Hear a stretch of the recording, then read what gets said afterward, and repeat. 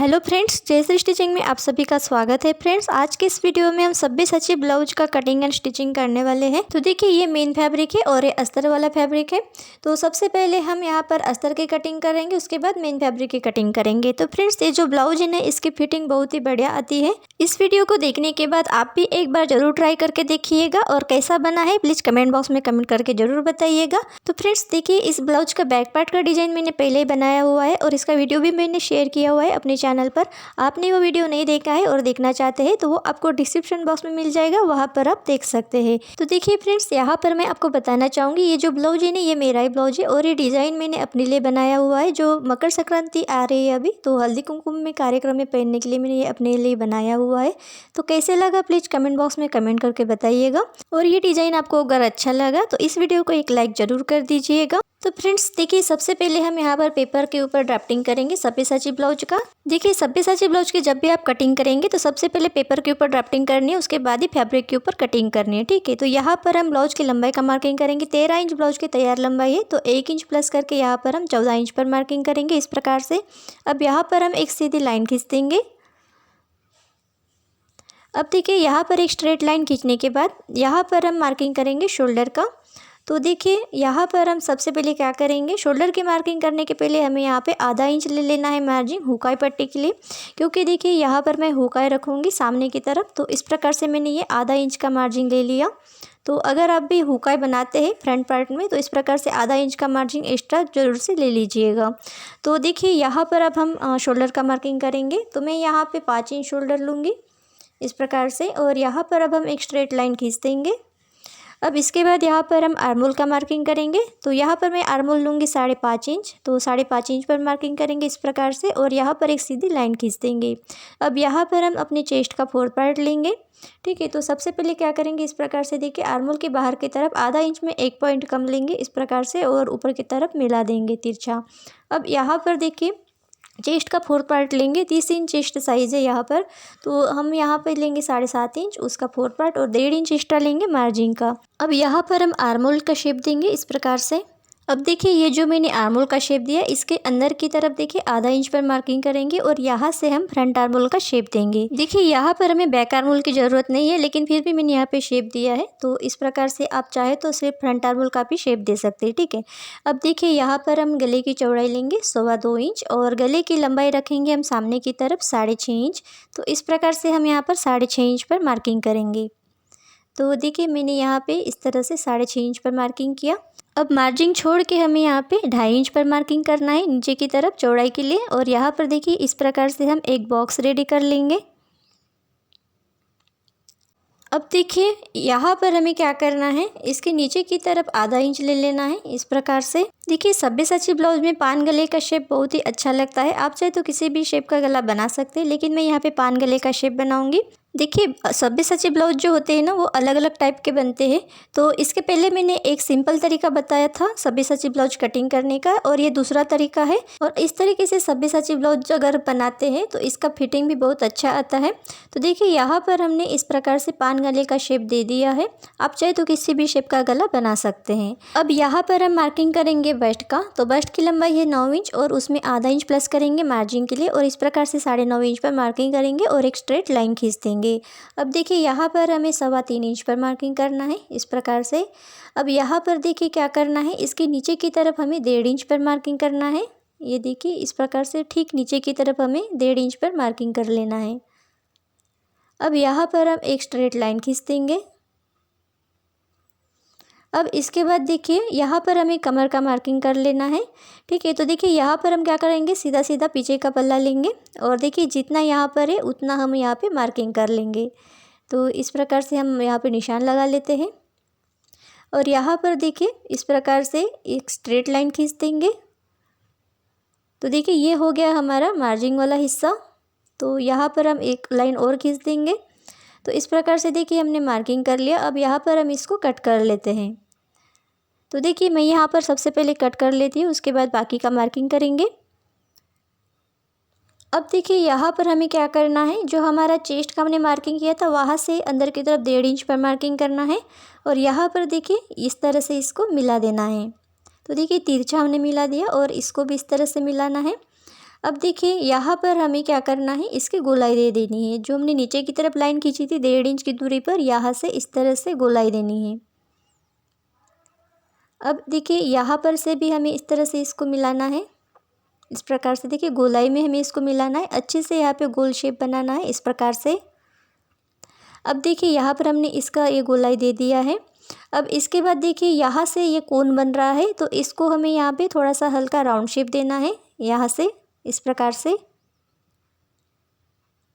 अब यहाँ पर हमें एक छोटा सा काम और करना है। देखिए यहाँ पर हमें इस लाइन को इस या मार्जिंग वाले लाइन तक इस तरह से खींच लेना है और यहाँ से इस तरह से गोलाई देनी है, क्योंकि हमारा ये मार्जिंग वाला हिस्सा है तो ये भी यहाँ पे कवर हो जाएगा। ठीक है, तो इस प्रकार से ये देखिए जब हम यहाँ पर स्टिच लगाएंगे तो ये बराबर हो जाएगा।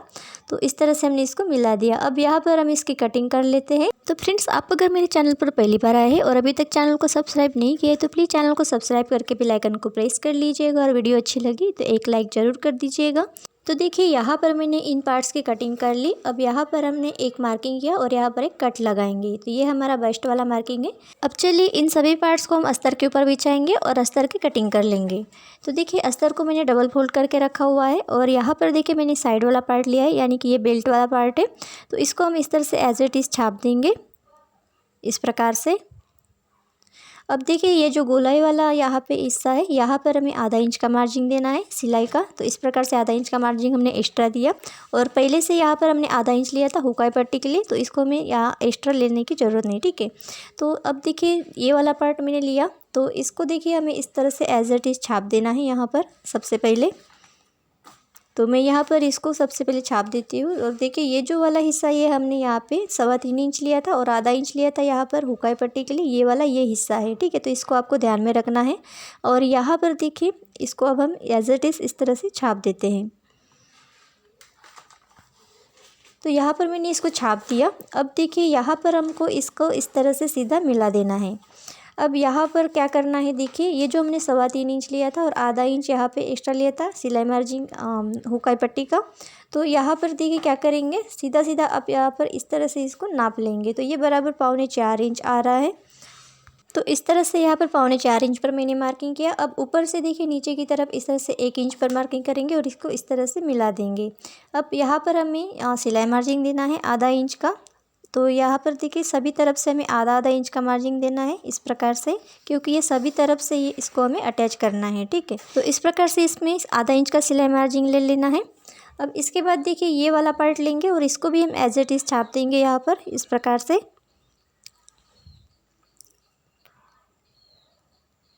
अब इस तरह से छापने के बाद देखिए इसमें भी हमें आधा इंच का इस तरह से सिलाई मार्जिन लेना है। और यहाँ पर देखिए ये हमारा पहले से मार्जिन हमने लिया था हुकाई पट्टी के लिए। अब इन सभी पार्ट्स को हम कट कर लेंगे यहाँ पर।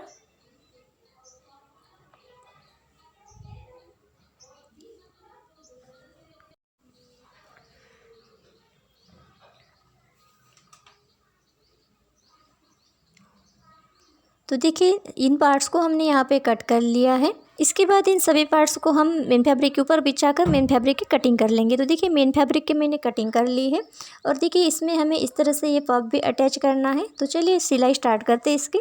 तो देखिए यहाँ पर हम सबसे पहले नेक की ड्राफ्टिंग कर लेते हैं। तो पान गला बनाना है हमें। तो इस प्रकार से देखिए हमने लंबाई ली थी 6.5 इंच। तो इस प्रकार से यहाँ पर हम सबसे पहले मार्किंग कर लेते हैं। तो देखिए इस प्रकार से मैंने यहाँ पे बॉक्स बना लिया। अब यहाँ पर हम पान गले का शेप दे देते हैं।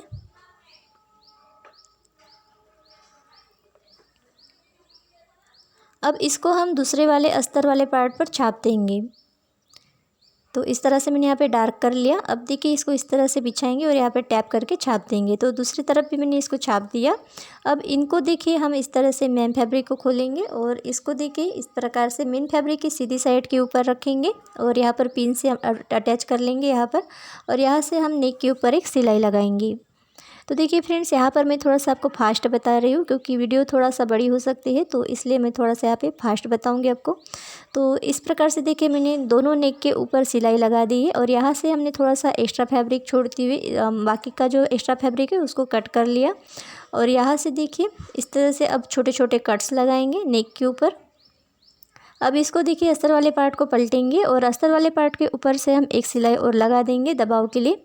तो इस प्रकार से सिलाई लगाने से हमारा जो गला है वो आसानी से पलट जाता है। तो इस प्रकार से देखिए मैंने सिलाई लगा दी है दबाव की। अब यहाँ पर हम अस्तर वाले पार्ट को उल्टी साइड कर लेंगे और देखिए गले को सीधा कर लेंगे यहाँ पर इस प्रकार से। अब इस प्रकार से सीधा करने के बाद यहाँ पर गले के ऊपर एक स्टिच लगा देंगे।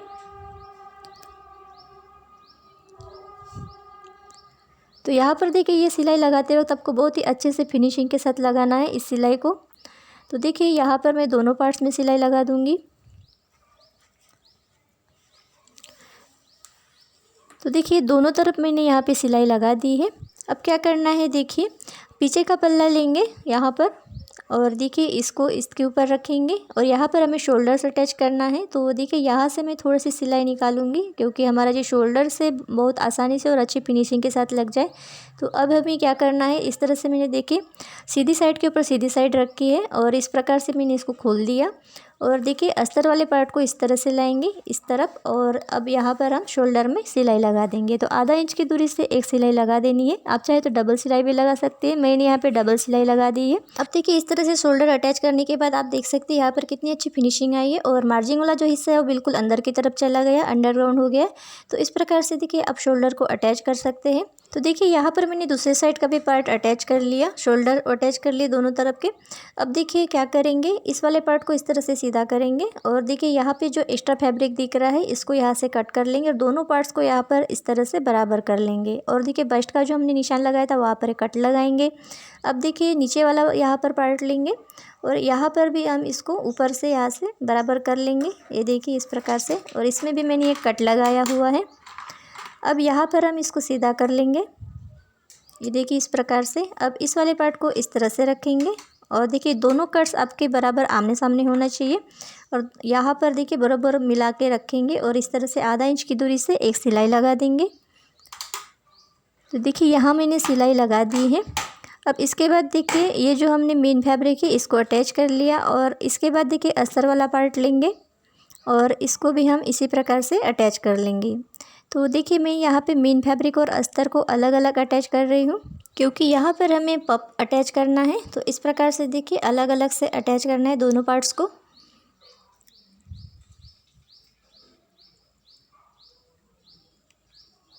अब इस तरह से देखिए हमने इसको अटैच कर लिया।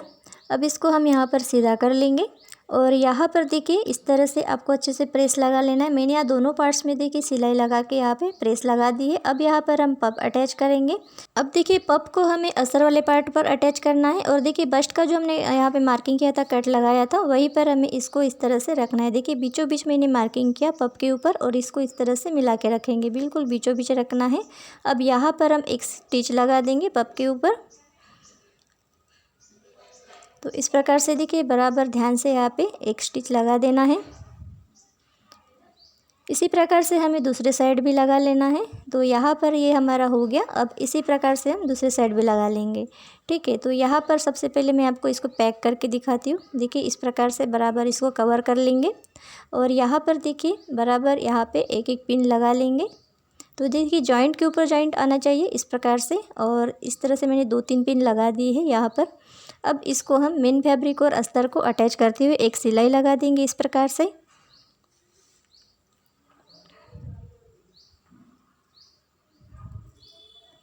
अब यहाँ पर जो एक्स्ट्रा फैब्रिक दिख रहा है उसको यहाँ से कट कर लेंगे। तो देखिए यहाँ से मैंने एक्स्ट्रा फैब्रिक को कट कर लिया। अब इसी प्रकार से देखिए हमें दूसरा वाला पार्ट भी रेडी कर लेना है। तो दोनों पार्ट्स मैंने यहाँ पे रेडी कर लिए। अब इसके बाद देखिए इसके नीचे का जो यहाँ पे हिस्सा है इसको हम यहाँ पर अटैच करेंगे। तो ये देखिए ये बेल्ट वाला हिस्सा है। तो इस प्रकार से देखिए सबसे पहले आपको इस तरह से रखना है। अगर आप बिगिनर्स हैं तो इस प्रकार से आपको सबसे पहले यहाँ पे इस तरह से रखना है और उसके बाद ही अटैच करना है, ठीक है। तो इस प्रकार से आपको दोनों तरफ के पार्ट बिछा के रखना है, उसके बाद यहाँ पे इसको अटैच करेंगे। तो देखिए एक पार्ट मैंने यहाँ पे लिया और यहाँ से भी हम एक्स्ट्रा फैब्रिक को कट कर लेंगे और देखिए गोलाई जहाँ पर है वहाँ पर इसको अच्छे से बराबर कर लेंगे। तो इस प्रकार से देखिए मैंने इस साइड भी इसको बराबर कर लिया। अब इसको हम अटैच करेंगे। तो इस प्रकार से देखिए इसके ऊपर रखेंगे, सीधी साइड के ऊपर सीधी साइड रखेंगे बेल्ट की और यहाँ पर आधा इंच की दूरी से हम सिलाई लगा देंगे। तो देखिए इस तरह से आप जब अटैच करेंगे बेल्ट को तो आपको दोनों पार्ट्स में से किसी भी पार्ट को खींचना नहीं है ज़्यादा। अगर खींचते हैं तो आपका वहाँ पे फुग्गा बन जाएगा या फिर चुन्नटें आ जाएगी, तो इस बात का आपको ध्यान रखना है। तो बिल्कुल हल्के हाथ से लगाना है दोनों पार्ट्स को। तो देखिए ऊपर से मैंने यहाँ पे मेन फैब्रिक को लगा दिया। अब इसके बाद यहाँ पर नीचे की तरफ हम अस्तर वाले पार्ट को लगा देंगे। कि देखिए फ्रेंड्स, ये जो मार्जिंग वाला हिस्सा है ये यहाँ पे एकदम अंडरग्राउंड हो जाएगा इस तरह से यहाँ पे अटैच करने से। तो देखिए जिस तरह से हम कटोरी ब्लाउज में बेल्ट को अटैच करते हैं अंडरग्राउंड करते हुए मार्जिंग को, उसी प्रकार से हमें यहाँ पर भी अटैच करना है। तो ये तरीका थोड़ा सा अलग है। तो आप चाहे तो दोनों पार्ट्स को एक साथ पकड़ के यहाँ पे सिलाई लगा सकते हैं, लेकिन मैंने यहाँ पे एक एक अलग अलग करके यहाँ पे लगाया है। तो देखिए इस प्रकार से आधा इंच की दूरी से हमें इस सिलाई को लगा लेना है इस प्रकार से। इस तरह से देखिए सिलाई लगाने के बाद अब इसको अच्छे से सीधा कर लेंगे यहाँ पर इस प्रकार से, और यहाँ से मेन फैब्रिक और अस्तर वाले पार्ट को हम सिलाई लगाते हुए अटैच कर लेंगे।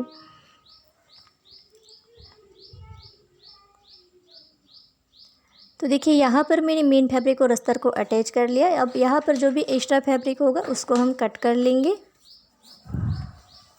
इस प्रकार से। अब इसी प्रकार से दूसरी साइड भी हमें बेल्ट को अटैच कर लेना है।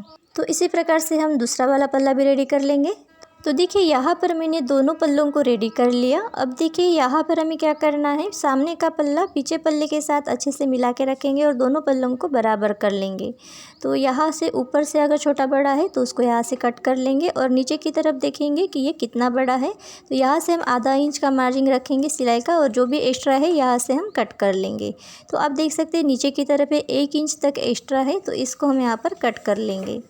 तो देखिए मैं यहाँ पे मार्किंग कर लेती हूँ 1-1 इंच पर। तो इस प्रकार से देखिए मैं दोनों तरफ मार्किंग करूँगी और यहाँ पर एक सीधी लाइन खींच दूँगी इस प्रकार से। अब यहाँ से हम इसको कट कर लेंगे। तो इतना जो है यहाँ पे एक्स्ट्रा आ रहा है तो इसको हम यहाँ से कट कर लेंगे।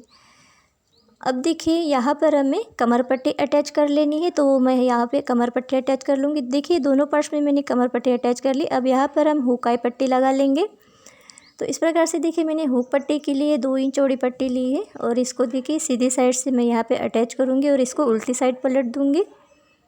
अब ऊपर की तरफ मैंने यहाँ पे एक्स्ट्रा रखी है पट्टी यहाँ पे फोल्ड करने के लिए। अब इसको देखिए मैंने पट्टी को उल्टी साइड पलटा और यहाँ पर देखिए किनारे से एक सिलाई लगा लेनी है इस प्रकार से, और इस तरह से देखिए हुक पट्टी को यहाँ पे हमें अटैच करना है। तो देखिए इस प्रकार से हमने यहाँ पे हुक पट्टी को अटैच कर लिया। अब इसी प्रकार से हमें आई पट्टी को भी अटैच कर लेना है दूसरे वाले पल्ले में।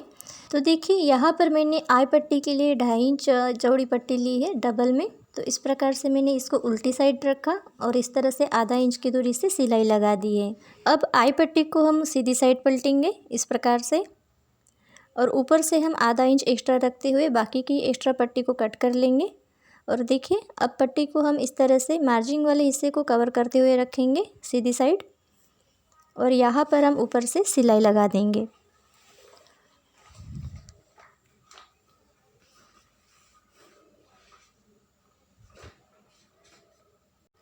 तो देखिए इस प्रकार से मैंने यहाँ ऊपर से सिलाई लगा दी है पट्टी के ऊपर से। अब इसी सिलाई के साइड से हमें एक और सिलाई लगा देनी है आई पट्टी के ऊपर। तो यहाँ पर हम आधा इंच की दूरी से एक सिलाई और लगा देंगे। अब देखिए यहाँ पर हमने हुक और आई पट्टी लगा दी है दोनों तरफ। अब इसके बाद यहाँ पर हम आस्तीन को अटैच करेंगे। तो देखिए आस्तीन का मेन फैब्रिक जो है हमें इस प्रकार से रखना है, सीधी साइड के ऊपर सीधी साइड रखेंगे इस प्रकार से। और यहाँ पर देखिए क्या करेंगे, यहाँ पर अस्तर वाला पार्ट रखेंगे आस्तीन का, और यहाँ से देखिए ऊपर से हम इसको बराबर में कट कर लेंगे एक्स्ट्रा फैब्रिक को, और इसको बराबर कर लेना है ऊपर की साइड से। उसी प्रकार से बॉटम से भी हम इसको बराबर कर लेंगे। तो चलिए अभी हम इसको ब्लाउज में अटैच कर लेते हैं आस्तीन को। तो देखिए यहाँ पर मैंने आस्तीन का मेन फैब्रिक लिया है और इसको देखिए सीधी साइड के ऊपर रखा है। आस्तीन का सीधी साइड रखना है सीधी साइड के ऊपर, और इस प्रकार से देखिए मैंने इसको शोल्डर की जॉइंट के ऊपर से अटैच करना स्टार्ट किया और एक साइड मैंने इसको अटैच कर लिया फ्रंट की तरफ। अब इसको बैक की तरफ हमें अटैच कर लेना है इस प्रकार से।